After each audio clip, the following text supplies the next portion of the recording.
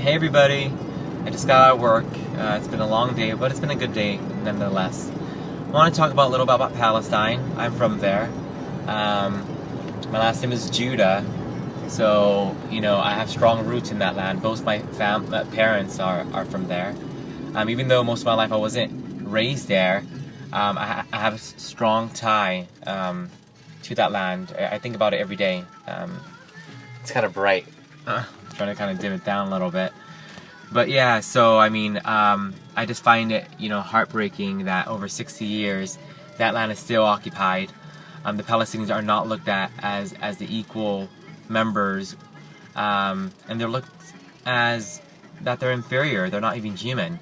That's the mindset of the Israelis. No occupation can ever exist if the people who occupy you or people who live with you look at you as your equal. They don't. Israel was created as a military compound, basically, a military base for the West to take kind of hold of that area of the world. But the people who were raised there, the European and Russians who went there, they didn't care where they went. They just wanted to kind of go in a place where they didn't have to be persecuted anymore. And the Palestinians were one of the first people to do that. But unfortunately, they ended up betraying them, and part of that is fear. They believe the lies of the Zionists. They believe that the Palestinians and the Arabs are out to get them, when it is them who took them in. When the first Jews and Muslims and Christians were Semitic, were Arabs and Hebrews and Ethiopian, unfortunately now what happened to the Jews in Nazi Germany, now they're doing to us. You truly become what you hate.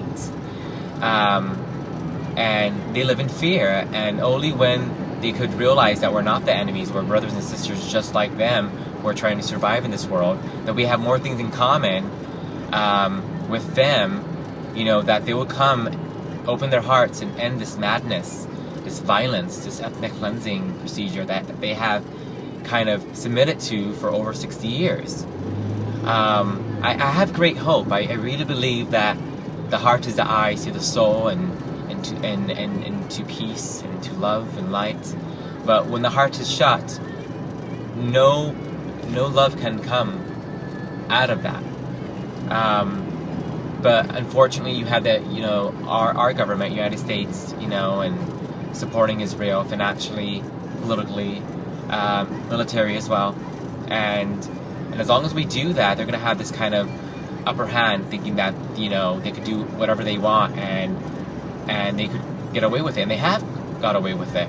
They have committed numerous war crimes. They use white phosphorus and depleted uranium on a unarmed population, in the most part Palestinians, the native Semitic Palestinians.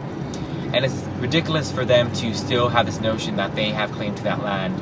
When Jesus was Palestinian, he was born in Palestine. When the Palestinians are Semitic, they lived there, they never left. It's just, some Palestinians converted to other faith. They converted to Christianity and Islam.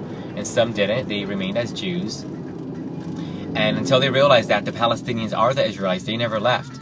Maybe they could open up their eyes and maybe they could realize that we are brothers and sisters and we can become one. It doesn't matter if they're Muslim or Christian or Jews or even atheists. We can come together. But until then, until they look at us as our equal, I don't think no peace is going to ever come unless some international force comes in and says enough is enough. The Palestinians, have a right to that land, to have a right of return. Then things will change. Or, the Israelis could open up their eyes and realize, enough is enough.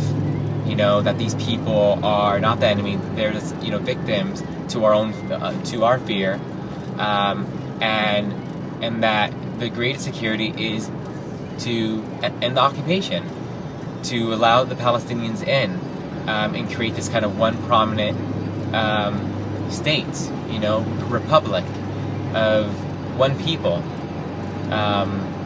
So that's all I have to say for now about Palestine. There's a lot more I want to say, but love you all. Hope everyone is having a beautiful day or night, and talk to you guys soon.